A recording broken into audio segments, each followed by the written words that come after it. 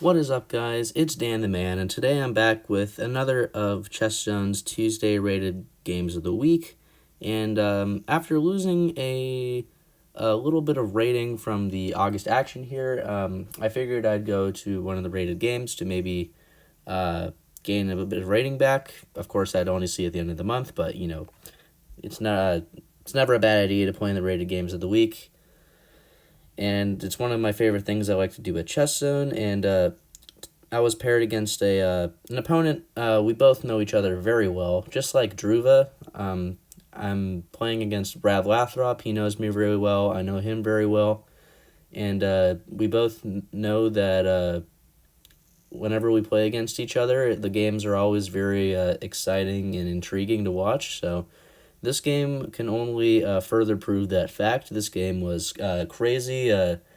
Had no spoiling, but it had an insane endgame. So I want to show you that too. And you just need to process what you're seeing. This game was a lot, and yeah, let's just go ahead and jump straight in here. So playing with the white pieces against Brad, and we go into a Brad plays the Sicilian, and then I go knight f3, knight c6, d4.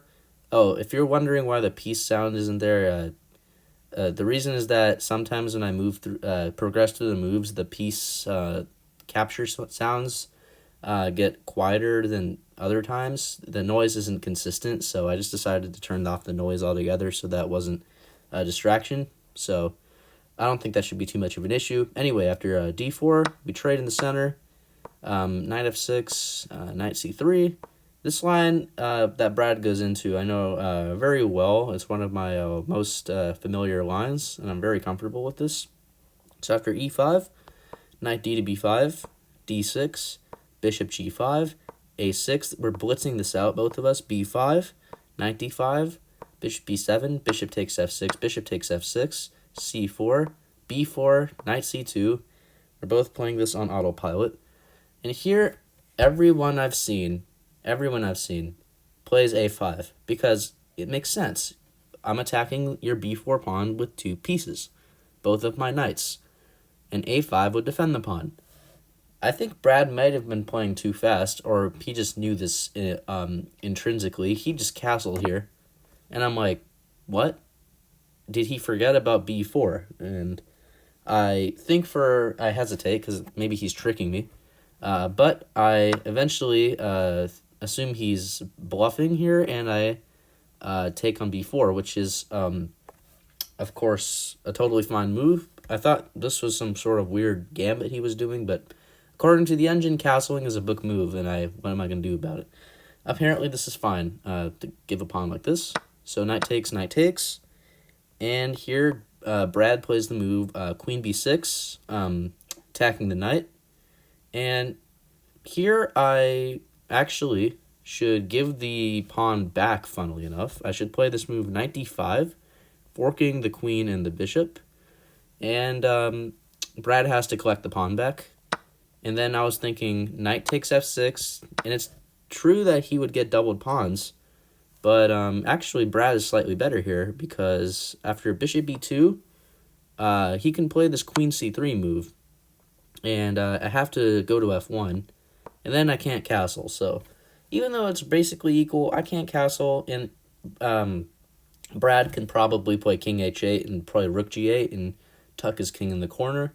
But yeah, this is how Brad is slightly better. I should apparently give the pawn back, but I'm stubborn, and I don't give the pawn back. I hold on to it. I play queen d2, defending the knight, which is still a totally fine move.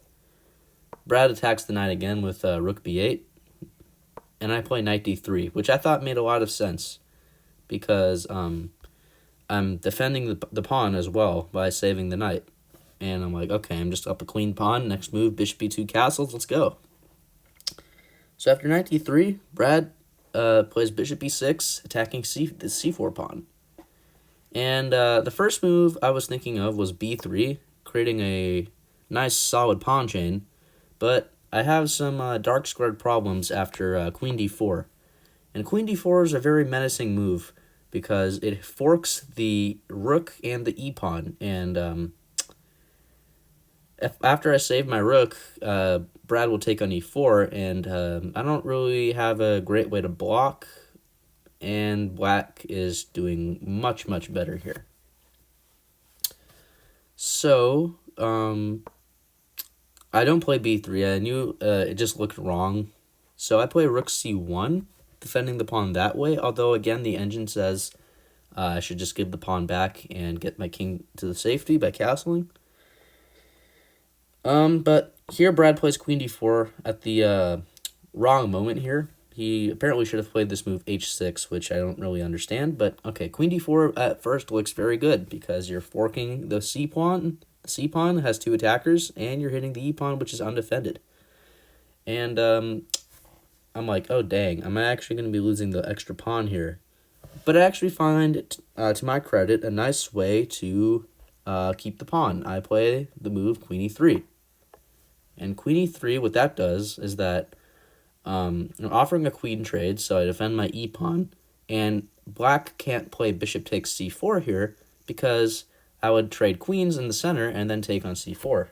So, but I am doing this at a bit of a cost here. Brad can and did trade queens here, and after I took back, I have these ugly, isolated, doubled e-pawns in the center. And that's not a great pawn structure, but hey, at least I'm up a pawn, and the queens are off the board, and yeah, it's just going to be an interesting endgame. I have a compromised pawn structure, but I have an extra pawn, so who would have more chances? And I would argue that I have compensation here. So here, Brad immediately piles on the pawn, plays bishop g5, and that pawn's pretty weak, and I have to defend it with my king. Now, in retrospect, and looking at this game again, I don't know what I was thinking, but I played the move king f2, which is just a horrible move. I should have moved my king to either d2 or e2, and you'll understand why. After Brad's next move, I knew this move was bad, because Brad played the move f5, and by playing king f2, I'm asking to be attacked. I'm putting my king on the same line as the rook, and he's threatening to just rip open the f-file and win a knight on the spot, because f takes e4 would be a discover check, but he would also hit my knight. And if I were to move the king out of f2 now, what was the point of going there in the first place? But more importantly, he can just take on e4 and start attacking my position. So yeah, I knew my position was falling apart here, and I really don't understand why I didn't play king d2 or king e2. This is just a very nonsensical move in my opinion. But hey, it's the past, and we can just move on from there. f5, I just go ahead and take. And then the rook gets active, and black is just crushing it here. -3 position. King e2, I'm trying to cling on to the pawn on e2, being maybe a bit too materialistic here. And then Brad plays the move e4, and that knight is defending the b2 pawn. And after I move it, Brad just takes on b2, and my whole position is getting slaughtered here. Even though we each have the same amount of material, my king is very unsafe. Brad's pieces are active. Both of my rooks and my bishop are sitting on the back row. And yeah, my king is just going to be hunted pretty much. So after rook takes b2, I go king d1, and I had 47 minutes here, roughly. And Brad had a little bit more time because his position is much more playable and more pleasant. He takes on f4, and then he wins a pawn. So earlier, I was just up a pawn, but having a compromised pawn structure. A few moves later, I'm down a pawn. My king is in the center, about to be ambushed by those rooks. And he's just up a pawn, and my position is just falling apart, all because of king f2. So you might think that I would lose this game, but you just have to watch and find out. Will I lose this game immediately, or will I lose this game in a more slow manner, or will I not lose at all? You'll just have to keep watching the video. I play rook c2, and here Brad plays rook b1 check, and I noticed that if I were to go king e2 here, if I were to play king here, that the bishop would check on g4. Let me just show that here. the bishop would check on g4, and I have to step away from my bishop, and I would just be losing a piece, and that's basically GG's. So I felt like rook c1 was the only move that might have any sort of prayers for me. And here, Brad trades, still having a completely winning position, even though some pieces are off the board. He's still up a queen pawn, and look at my rook and bishop, they're idle. They haven't moved at all, and meanwhile, black's up a pawn and has great piece activity. And here, Brad plays rook f2. Always a good idea to put the rooks on the second rank. And here, I don't really have many options here. I play king b1, so I don't lose a second pawn. Then Brad plays a5, and this move is sort of a waiting move. I can't really do anything productive here. I have really no moves, essentially, so I decided to play h4, maybe do some stuff on the king side, but I don't know. Here he plays bishop f5, lining up on my king on b1, so this pawn would go down, would be a discovered check. And I'm like, I absolutely can't allow that, so I have to give away another pawn to prevent that. And I'm hitting his bishop, so if he were to push the pawn, I would just take his bishop. So he obviously takes on g4. He's up 2 clean pawns, and my idea was to play bishop h3 and maybe trade those bishops off. Here, a rock-solid move for Brad would have been h5, and that bishop ain't going anywhere. And if I were to take it, then he would take back and have be up 2 pawns in a rook and pawn endgame and have 2 passers. My king is on the back row, his rook's on the second. This would be very bad. So he didn't do that, though. He just took right away. And after rook takes h3, I'm still dead lost here, essentially, but it's not as clear as to how Brad will convert this. I mean, he is up 2 pawns, but my king isn't like getting mated as it was earlier with all those pieces sitting around. So here he plays rook f3, and obviously I can't take because I would let him queen. So I play rook h1. Here Brad plays e3. King c2, I'm getting closer. Rook f2 check. Here I play the move king d3. Rook takes a2. King takes e3. a4. He's messing this up a little bit because now I get my rook into the game. He's still up 2 pawns, but that d pawn is can't be defended, so I'm only going to be down 1 pawn, essentially. He plays rook c2, trying to go for a counterattack. And I first want to take on d6, but I realized that that pawn really isn't going anywhere, and I can take it whenever I want. So I play king d4 to defend my c pawn. And here Brad starts to throw his advantage here. He's still totally winning if he just pushes this pawn or does something else, like get his king in the game. But here he plays rook h2, and that in it of itself is not a horrible move, but you guys can see his advantage is slowly dwindling. So after rook h2 here, I play king c3, opening an attack on the d6 pawn by moving the king out of the way. Rook takes h4, rook takes d6, and here Brad plays rook h3, and this is another mistake. He gives away a pretty major chunk of his advantage. Now the game is actually closer to a draw, so earlier I was pretty much dead on losing here, and now the game is more unclear. Even though I'm down 2 pawns, I have a passed c pawn that can pose some problems to Brad if he's not super accurate here. So after rook h3, king b4, I step closer to his a pawn, and he plays rook h4. Obviously cannot take on a4 because I would have no pawns left after rook takes c4, and I would have no counterplay. So here I play king b5, and I'm ready to just escort that pawn up the board if he doesn't stop me. So that's why it's not as easy to win this now, even though he's up 2 pawns.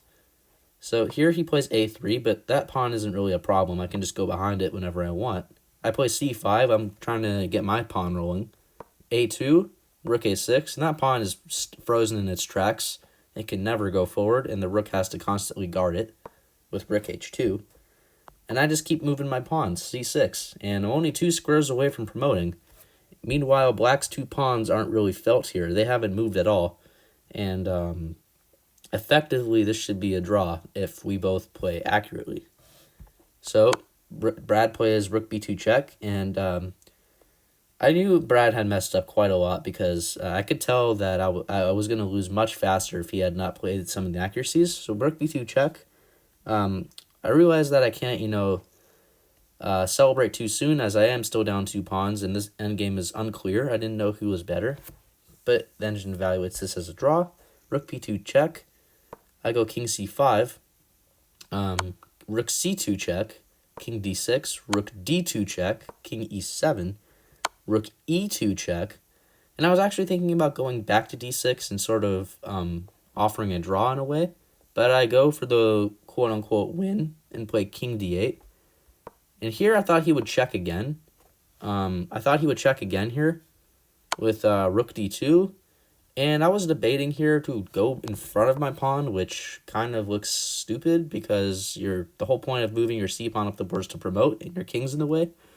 But by doing this, it's still a draw, but you're giving black more chances to win, because now since the king's in front of my pawn, this gives black a free move to get his h and g pawns rolling up the board.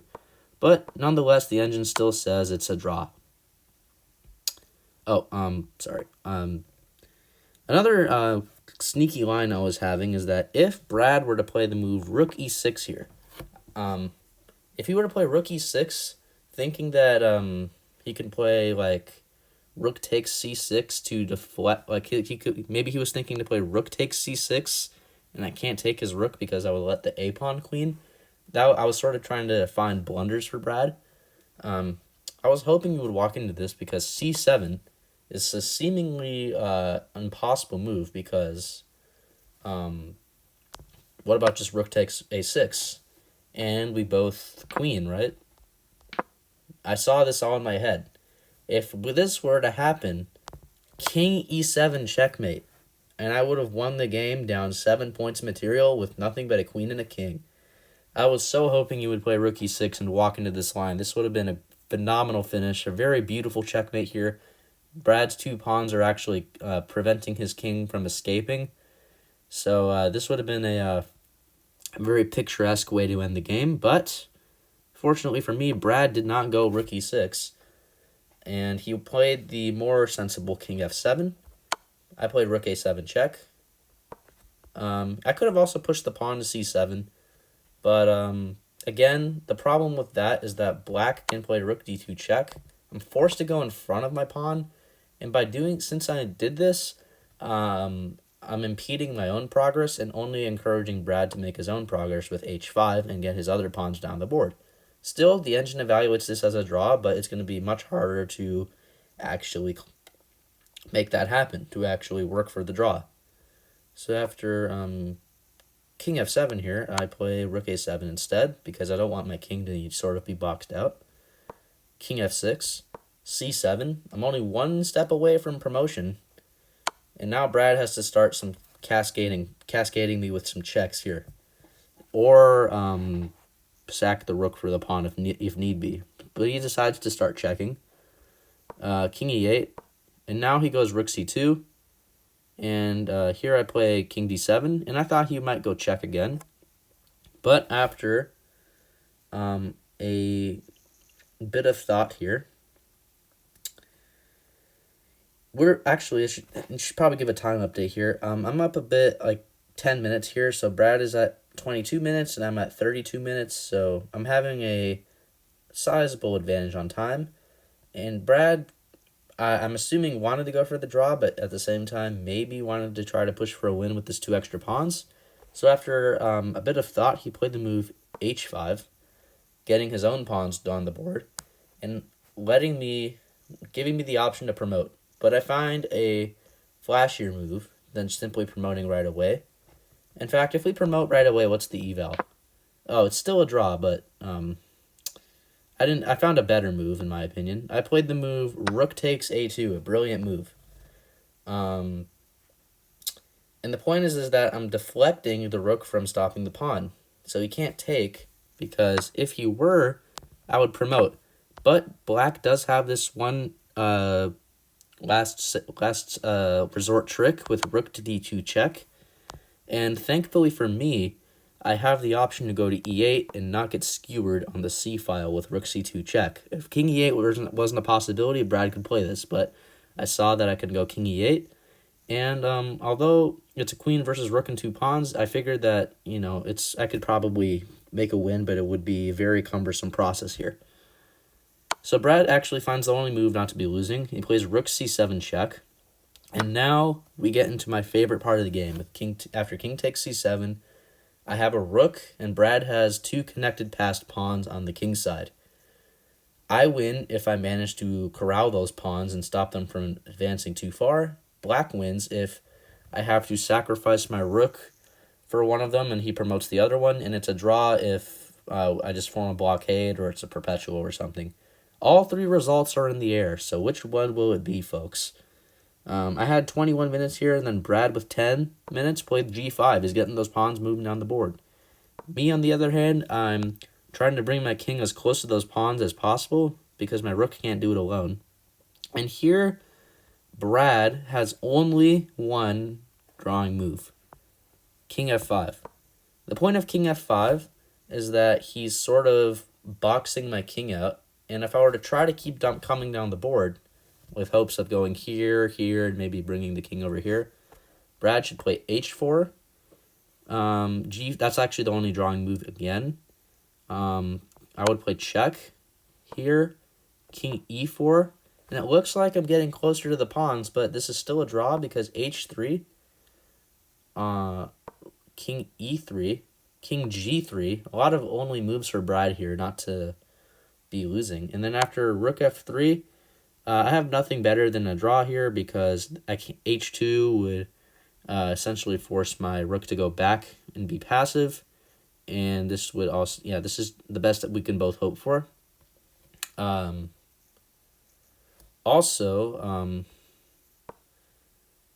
would have to go king g2 here, the only move again.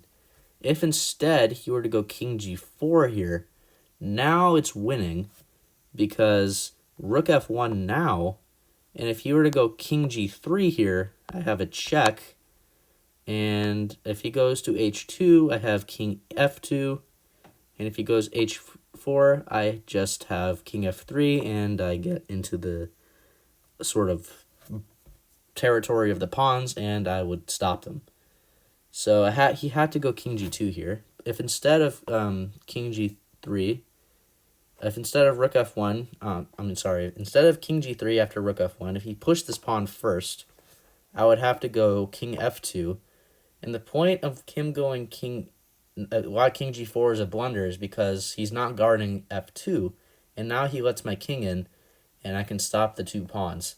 This is a very complicated endgame, and of course I didn't see this all. We both didn't see this all over the board, but this is why he had to go king g2 here to essentially not let my king get any closer to the pawns.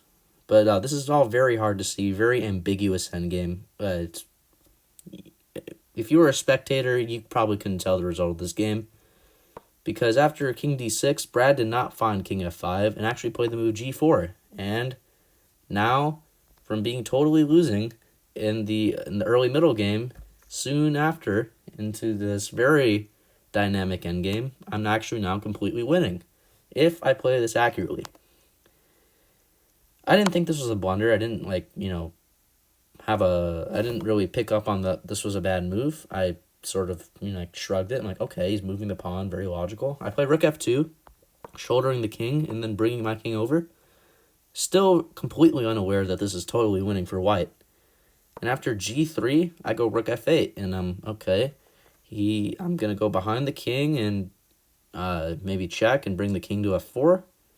And here, Brad played the move king g4. And here I have one and only one winning move, just like Brad had one and only one drawing move. And that move is king e4. I have to box the king out.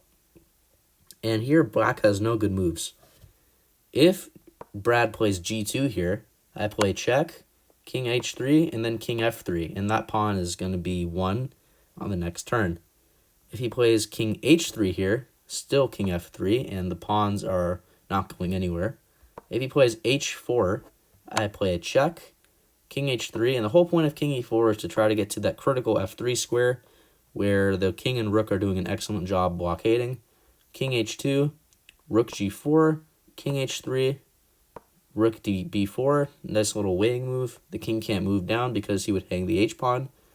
And if g2, rook g4 wins the pawn on g2. So yeah, I had to play this move king e4 to, 1, get my king closer to the action, and 2, to sort of prevent black's king from causing any sort of restrictions to my own king or any sort of counterplay. Unfortunately for me, though, I blunder. I throw this position away. It's totally winning, but I make it back to a draw with rook g8 check. And I actually thought that this was the correct move, because if Brad were to step to the side, I would just play king f4 and invade like that. But Brad played the move king f3. He's not letting my king go any further down the board. And now his pawns are just going to start rolling on the board, and my rook can't stop them by them alone because my king is not in the game. So after king f3 here, I play rook f8 check, king e3, king f5, h4, king g4, and now Brad's only winning move is, or only drawing move is g2.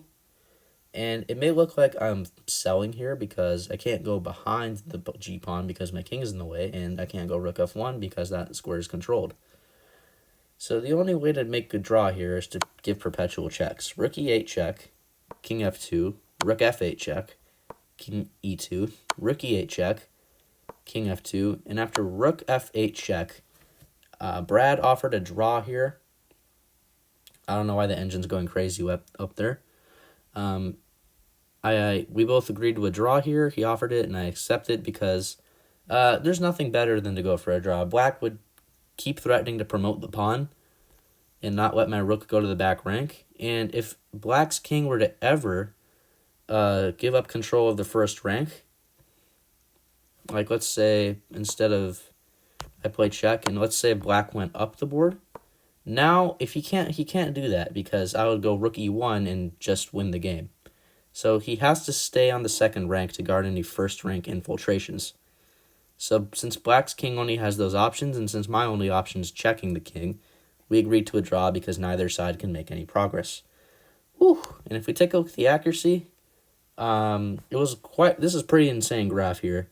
I had an accuracy of 87.8, and his accuracy was 87.1, and it was pretty even game, pretty even accuracy, but both of us had winning positions at some point, especially Brad had it for way longer than I had it.